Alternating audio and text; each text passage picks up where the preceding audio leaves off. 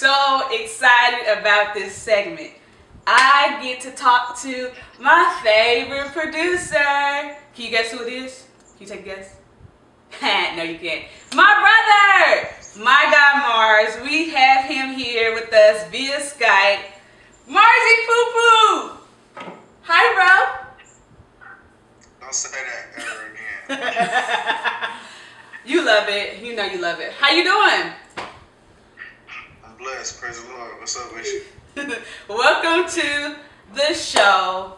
I'm so excited to talk to you. We're going to get right to it.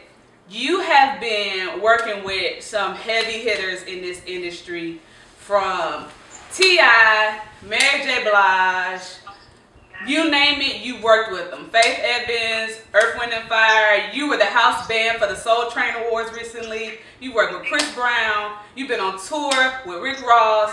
Yo, like, you are living the dream. You are living the dream. How does it feel to be where you're at in your career right now? I am elated. Are you really? Yeah, I'm blessed. I mean, it's a blessing to want to do something when, you know, to know that you want to do something when you're a kid, and to have an innate talent that, you know, people can not only watch flourish, but you also, you know, allow yourself to watch yourself grow in the process. So, you know, it's definitely a blessing, and it's definitely, you know, like I said, I'm very astounded. Wow, that's amazing. So, speaking of you as a child, young Mars, I remember you being a bad little boy, but that's neither here nor there. Did you always know from your childhood years that you wanted to be a producer? Yeah, anything other than music was never an option for me. I never, like, wanted to be a doctor, like, fell back on music, or I never even thought about being anything other than what I am today. So wow. I feel like because I was so persistent, and because I was very adamant about, you know, what I wanted to do, and I loved the way that it made me feel, you know, once I kind of took on, you know, like, my favorite producer, Jay Dilla, once I started listening to different, you know, soundscapes and different beats and songs that he had produced, and seeing the way that I felt, I'm like, man, I want to make somebody else feel this way, you know what I'm saying? Right, so right. I kind of just, you know, took a liking to, you know, reading credits and finding out, you know, different, you know, songs and genres and things of that nature, and just started to study, you know, kind of make and create my own sound. So yeah, like I never wanted to be like a teacher or like an astronaut or nothing like that. I kind of just became both by being a producer. You know what I'm saying? Yeah. So, since you're talking about that, and clearly you are talented and you've been gifted, what I'm noticing nowadays in hip hop music and R&B music, we're seeing a lot of overnight talent, overnight stars. Meaning they don't necessarily have the talent to be producers, but they have the technology, the software. What's your opinion on this? Do you feel like as producers and at the rate that we're going now, it's going to continue to just be a thing where talent is obsolete? Or do you feel like you'll be able to know, you know, those real skilled and talented producers like yourself and for real, from those that really ain't, that just press a button and they got a hit? I think both. First, thank you for putting me in the same company as Pharrell. Oh, of course, brother. I've grown to, you know, like his music, and, you know, kind of be raised on his music, to him, you know, kind of somewhat being, you know, friend of mine. So, you know, in those different elements, it's like you get to learn more opposed to what you're close to. You know,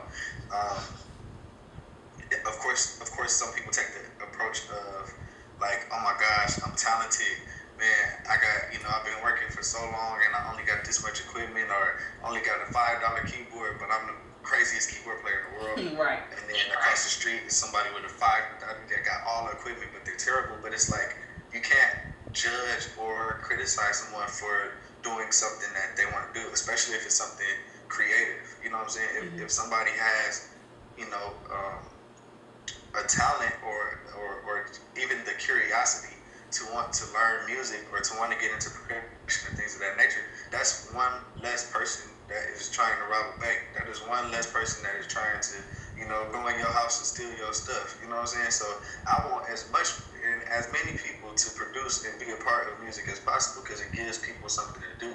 You know, you can't necessarily be mad at how people voice, you know, or express themselves. You know, there's no right and wrong in music. You don't have to like it. You know That's what I'm saying? good. It's all opinionated. So if you like something, cool, that's for you. If you don't, then cool, it's not for you. But I'm sure somebody else likes it. You know what I'm saying? So just having that approach is like, yeah, I feel like it's gonna be both. It'll be the talented people that, you know, are going to be here forever, and then there'll be, you know, some people that come up and, you know, have one-hit wonders, or some people that may, you know, stand the test of time. But I don't criticize neither one. I, you know, welcome and appreciate all sorts of creativity in music. Wow, that's amazing. You guys stay right there. We're going to have more with the mega producer who happens to be my loving, adorable brother, Myguymars, right after this.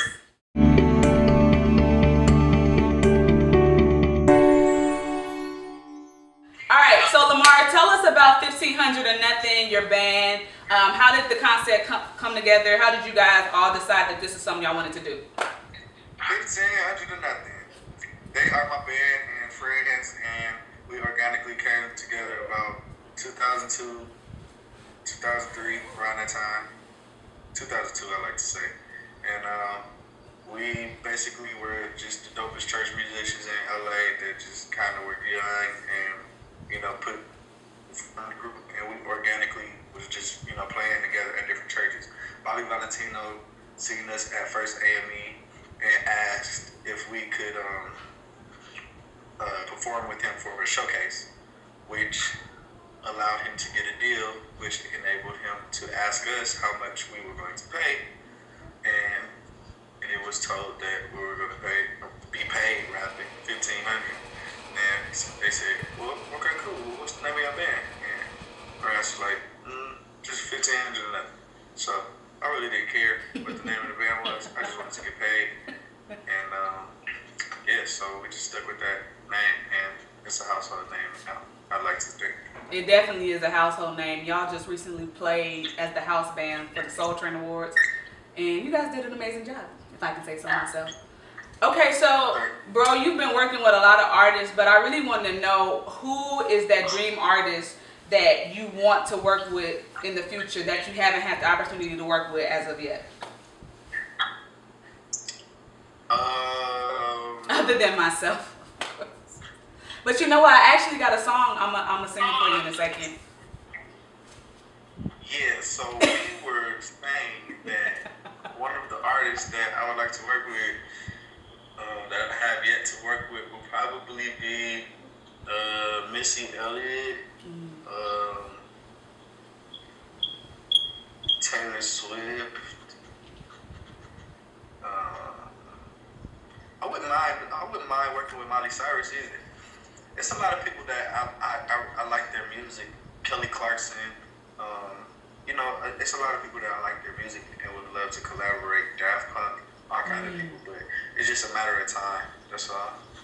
So you are open to different genres of music because, you know, I think that you can really add some to that old inspirational industry, you know, because, you know, we have a lot of traditional type music, but we don't have a lot of mainstream inspirational music going on.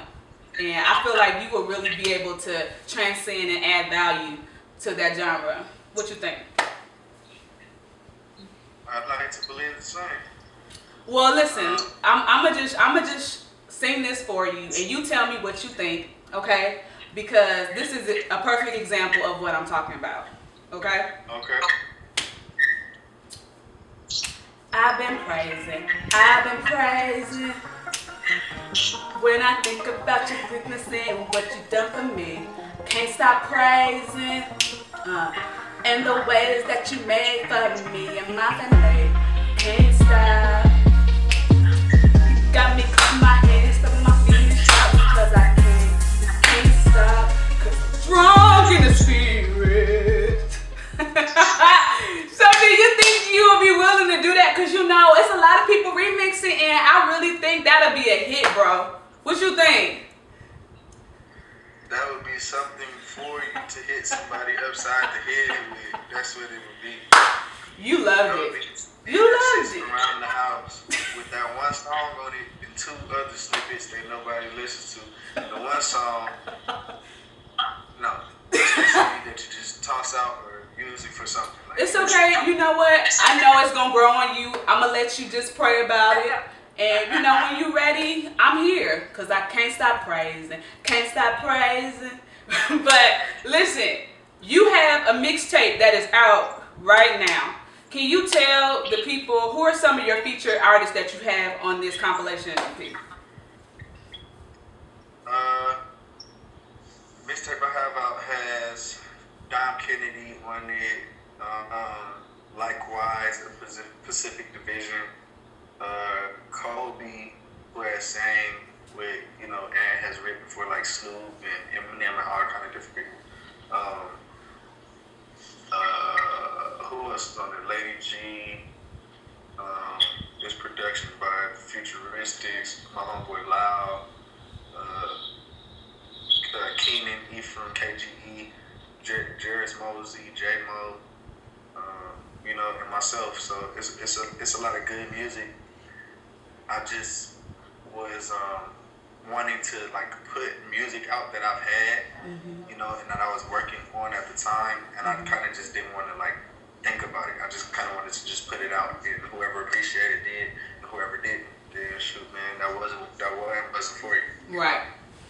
So where can we get the mixtape? Tell my viewers, where can we pick up the mixtape? Where can we download it? Because you know, we all about the mixtapes nowadays.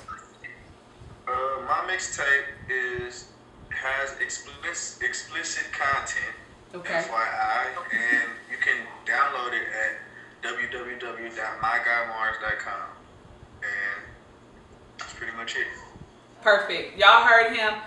Get on the website www.myguymars. Pick up your copy, download it, bump it.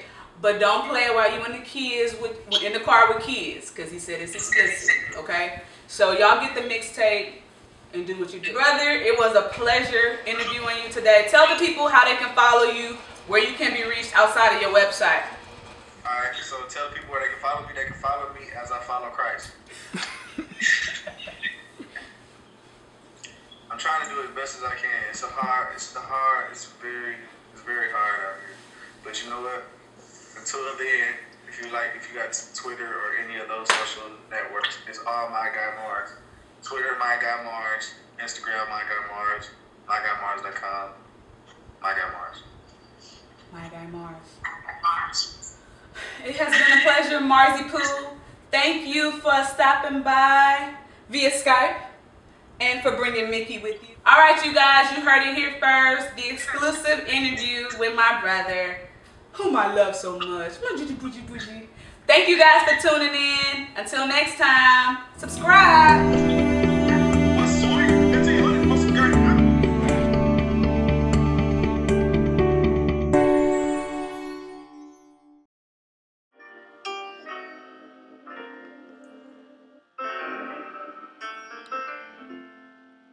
Chestnuts roasting on an open fire.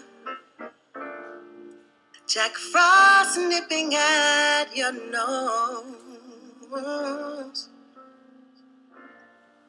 Yuletide carols being sung by a choir.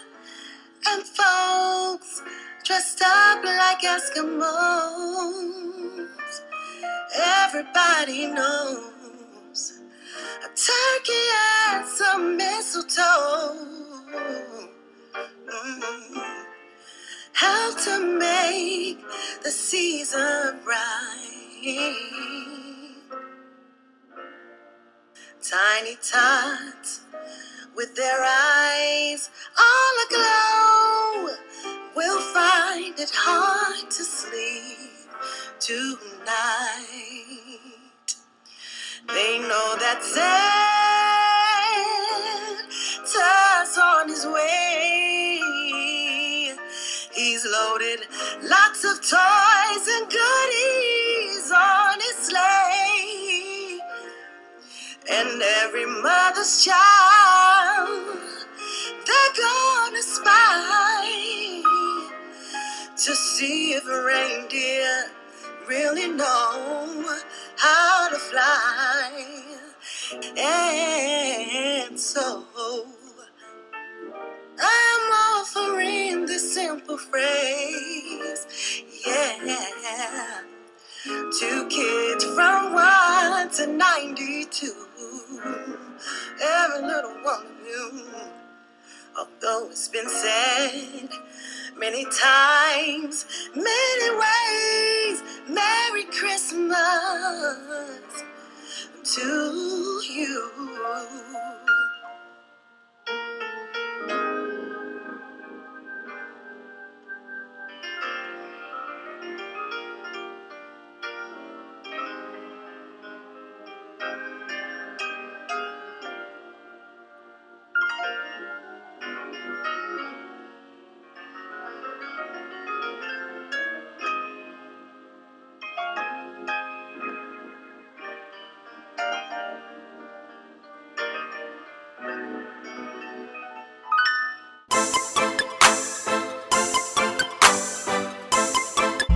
She in the gym, in the gym, in the gym. Talking about getting slim, but I hope she knows.